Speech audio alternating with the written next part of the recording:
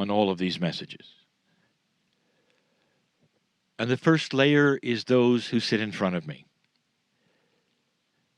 And quite often the messages are targeted to them. This is the third message in the series of what has been called the Monument Valley Tour of 2019. I say that because those listening might not always get the time reference, or the place reference, or the sequence reference. The last channel we gave was personal. And it was given mostly to honor the indigenous. And so as we sit here, even before we tell the listenership where we are, these are sacred lands.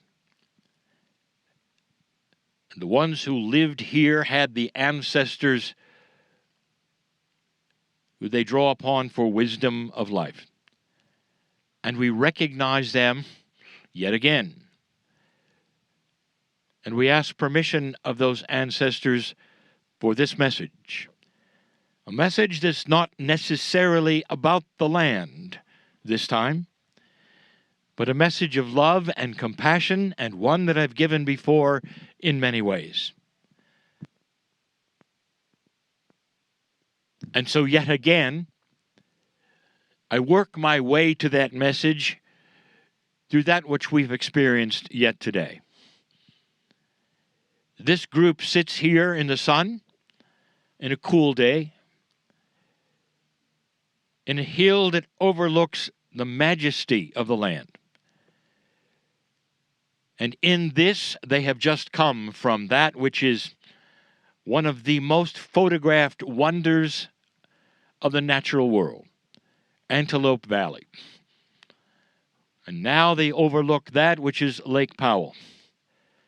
Beautiful, still, the colors are rich around them, and they all shout that nature is beautiful. And there's much to learn from it.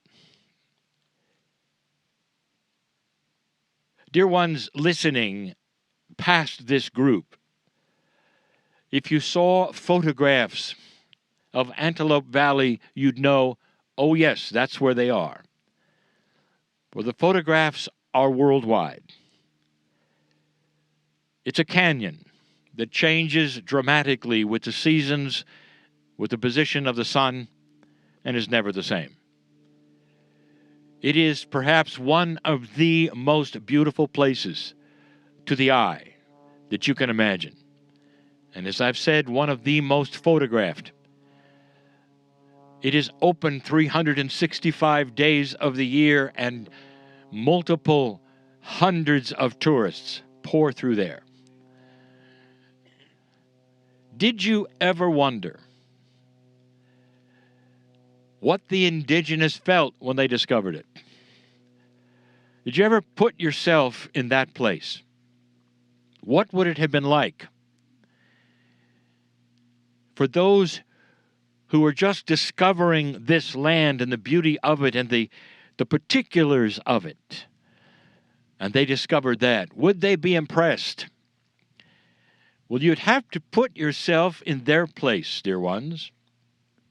Number one, did it help them hunt? No. Did it help them fish? No. Was it something that would help them with the resources of the land? No. And so it did not become a place that was energetic for them as much as the ley lines of survival, of the stars that would help them to know what was going to happen, or what season was coming, or what the insects would do, or where the animals would go. Indeed, they saw the beauty. But it was over time, dear ones, and different cultures that would discover it and say, this is beautiful. So the point is this, that culturally, depending upon who you are, the time frame, and what you're looking for, beauty is in the eye of the beholder. Today, you saw beauty. And that's going to lead me to the next thing. Outside of this place, I'm going to get esoteric. What is beauty to God? Many of you put your hands on the walls of the canyon, and inside you felt the energy. What were you really feeling there? If it was not all that important to the indigenous, what is it you were feeling? And I'm going to tell you, it's the thousands and thousands of those from all over the earth that went through there and gasped at the beauty. It was the honoring of nature and the canyons over the last 100 years. That's the crystalline grid. It remembers the honoring, and it imbues that into the granite and the sandstone. And so when you put your hands on the walls, you feel all of those who have come before. And you feel the beauty and the honoring of nature back. Because as you honor nature, as you sing to it, it eventually will sing back to you. How does God see beauty? Well, let's start here. I'm going to give a demarcation. One is this side of the veil, and the other is the other side of the veil. This side of the veil will be humanity in general. The other side of the veil is that realm where the Creator is, where the angelic beings are, where multidimensional energies come from. The veil has been described so many ways by so many historians that were spiritual. A veil is that which you cannot really see past because it's hidden from you. And there are those who had said that veil is set and never moves. That veil on the other side is where God lives, if you want to use that terminology, which is incorrect. This side of the veil, the three-dimensional or four-dimensional side, is where you live, which is not correct either. But that is the model. The part that you don't understand is the veil is variable. And I'm going to tell you yet again, before I even continue the channel of beauty and love and compassion, that one of the things that I want humans to understand and know is that that veil, which so many have said is absolutely set, there's God and then there's you, and there's the veil between. What if I told you that the veil varies depending upon the consciousness and the awareness of humanity?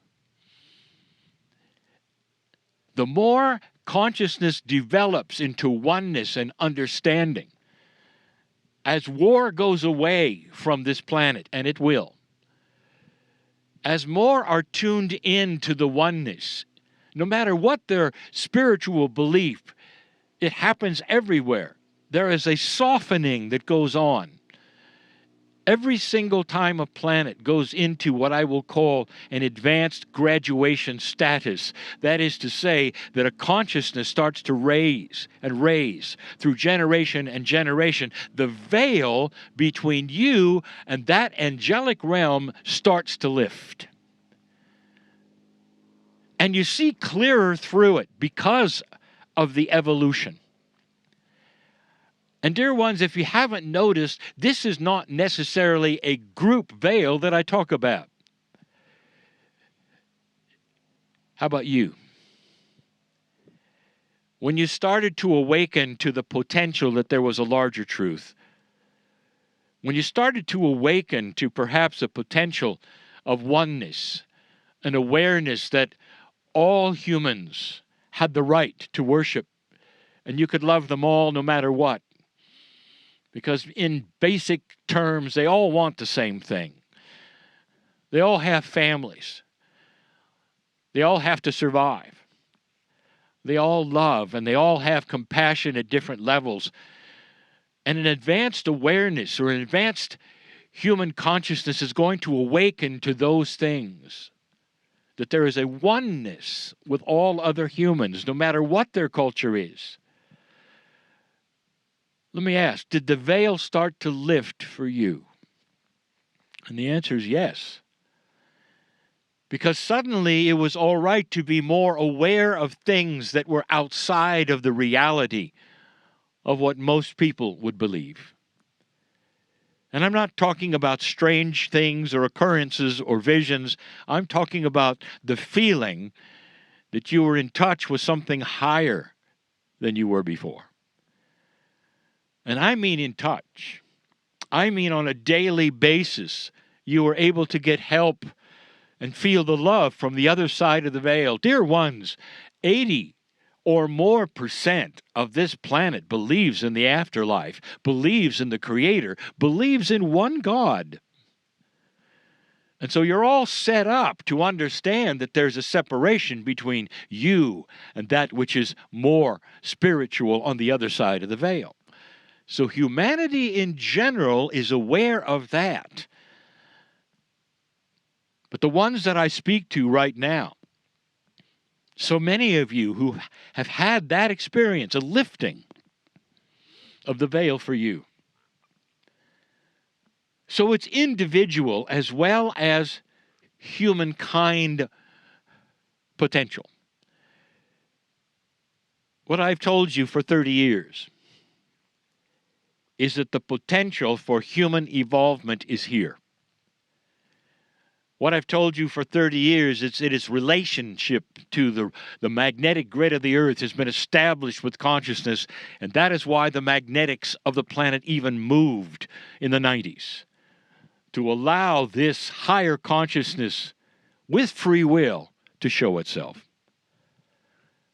All of these times I've told you the track is established with free will for humanity to start growing up, to leave the barbarians that you were behind, to have the absence of war eventually, and it's coming.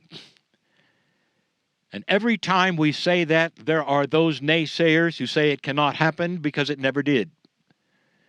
There are those who would say, well, it's a nice idea, Kryon, but of course it's ridiculous. Because if you look back on humanity, it never occurred.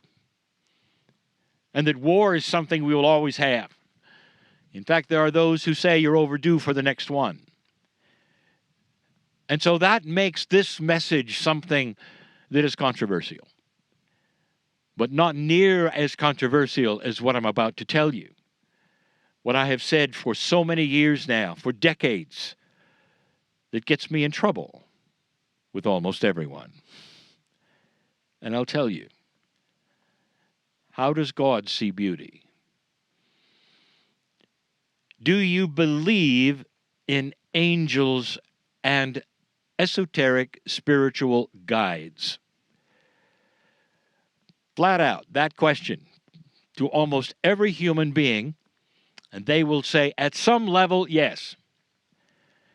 Because almost every spiritual system on the planet features those attributes. Angels, guides, helpers. In almost every spiritual system, there'll be hierarchies of those very things. And they'll give them names, and there'll be helpers in certain areas for health and safety, for weather. It is common to then get help from the other side of the veil through these ideas. Are these ideas accurate? Yes. Yes, they are. Because God, whatever that term means to you, the creator of all things, that which is inside you, has an entourage. And if you've identified it as angelic, that's the human feeling. That's as good as you can get. But remember this. Human beings can only project what they know from themselves. So the consciousness of humans then often is placed upon that which you don't understand. So the angelic realm often becomes simply humans that are different. An angel, for instance, is a multidimensional, beautiful helper, if you want to say, that is part of the realm of God. Multidimensional, beautiful. And yet for you to understand it, you have to put skin and wings on it and give it a name. You have linearized something that is multidimensional so that you can conceive of it. So you can already see that there is an issue with how you see things. And there's no judgment. It is as best as you can do. This is changing. For suddenly humanity is discovering in its science what a multidimensional thing is, where physics doesn't work the same, where time is adjusted. And that's the science. So if you apply that to the spiritual realm beyond the veil, you can see perhaps you're missing a great deal. And you are. What is beauty to God? Well, you'd have to then transfer that to ask, what are the attributes of the angelic realm and all of the helpers? What do you expect from them? And I'll tell you, they see the beauty on the planet. And you might say, well, have they been to Antelope Valley? And the answer is, they've been everywhere. But that's not what they see as beautiful. Like the indigenous didn't really see the Antelope Valley as something spectacularly beautiful because it didn't apply to the things that they needed, their survival, and the things that they thought had energy that were important. The valley did not give them a different opinion of the cosmos or the four directions of the compass. It didn't fit into the ceremonies. It didn't change what they did. How does God see beauty? You might already know.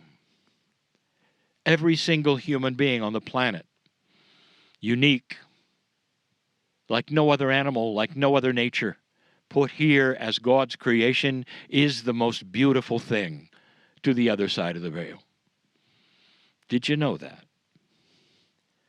Angels, always seen as beautiful, helper, miracles, all of the guides, they guide you to the good places, not the bad places. That ought to tell you a lot about what might be there on the other side of the veil. Beauty to God is you. And that's not what necessarily is taught on this planet universally, but someday it will be. Someday, I tell you this, in many generations from now, that will be common sense. That you are a part of the creation of the Creator. And there's not that much that separates you from the angels, except your consciousness and how far it will take you.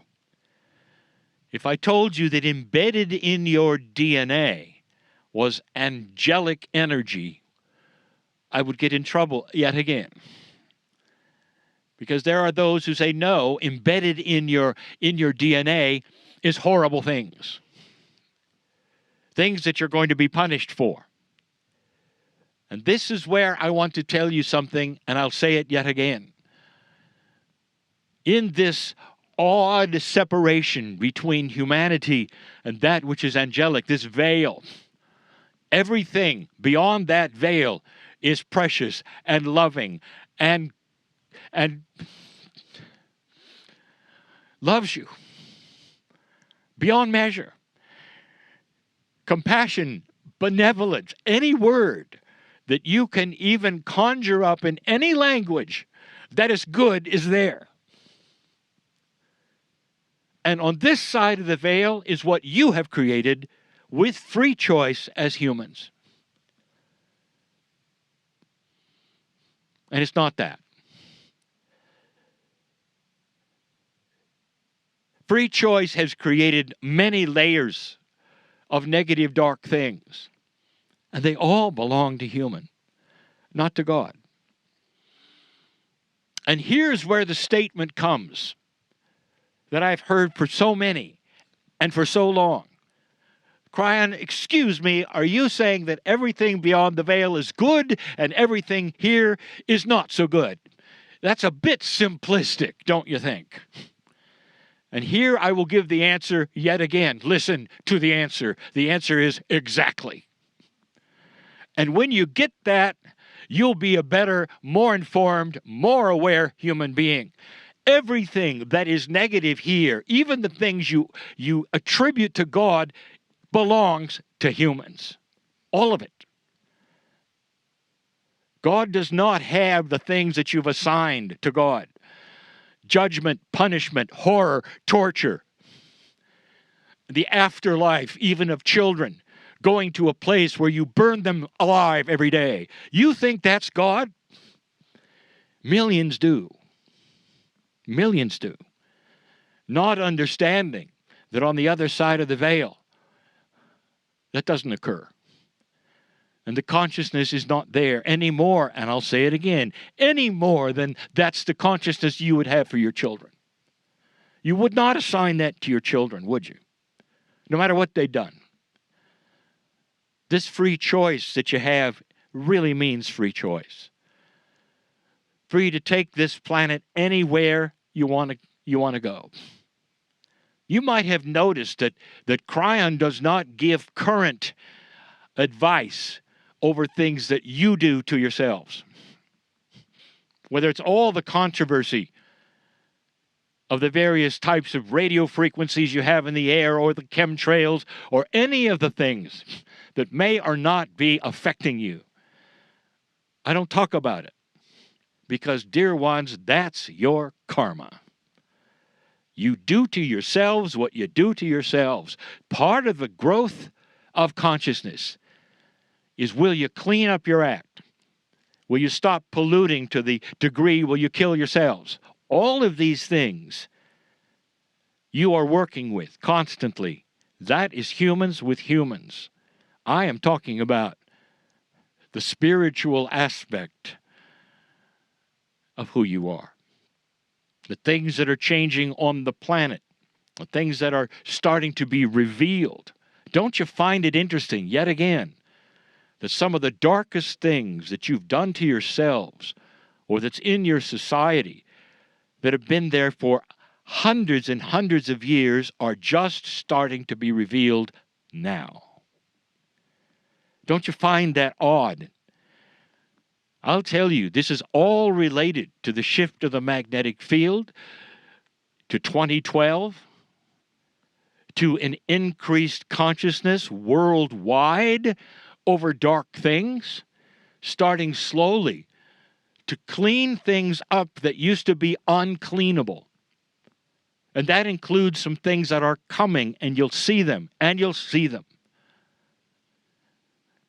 And this, dear ones, is the proof that humanity is starting to accelerate its evolvement in general.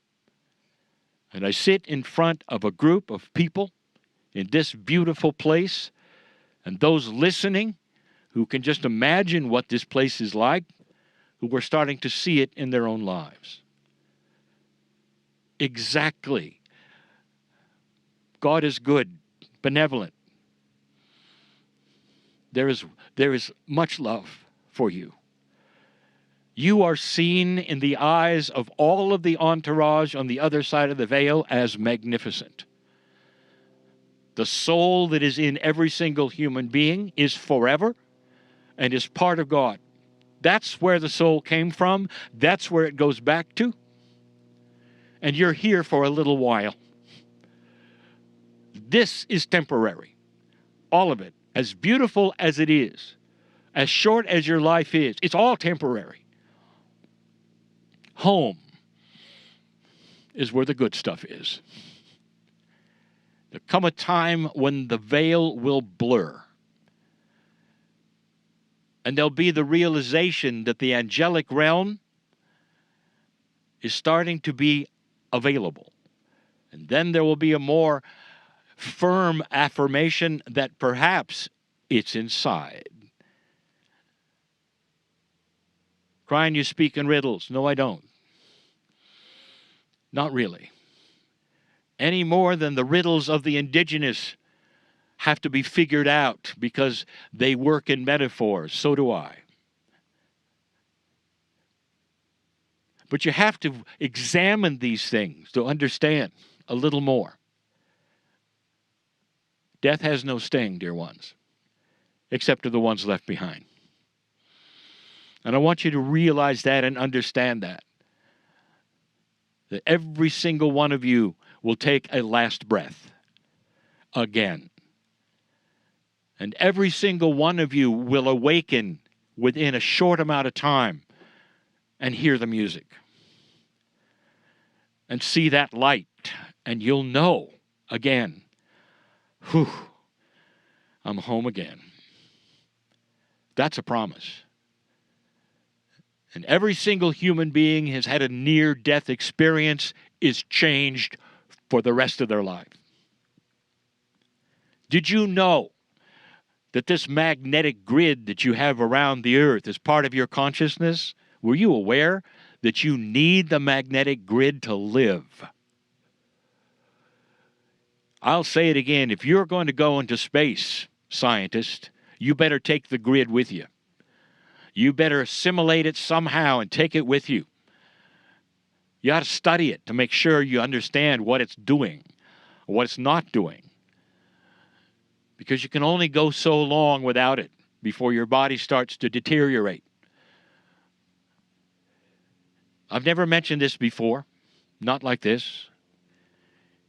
There are a few men who have gone beyond the grid as astronauts and spent time, and they were changed forever. And some of you can find this in books and interviews, where they go out as astronauts or military or scientists and come back as painters and artists and poets. And you might say, well, what has that got to do with anything? I just gave you something to think about regarding the magnetic grid of this earth and reasons for it and how it's tied in to you, to the indigenous, to the land, to the other side of the veil, to the angelic realm, to what's going on in the shift right now.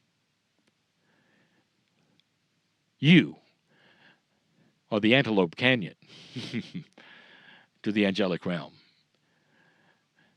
They line up to see if you're listening. Some of you are, and some of you are not. But it does not detour them at all. These helpers, these angels, are next to you all your life. And with free choice, you may find them. And with free choice, you may ignore them. And there is no judgment. Because again, we'll see you, and the party is real. The party after life is real. The big aha is real. When you awaken and realize you are part of the angelic realm, and all that is here is artificial to some degree, a test to some degree, and temporary until that place where the veil is no more. And you as humans are one with your higher self. I've seen it. It happens in other places of this galaxy. It's even the reason you're here. That may seem a mystery to you for now.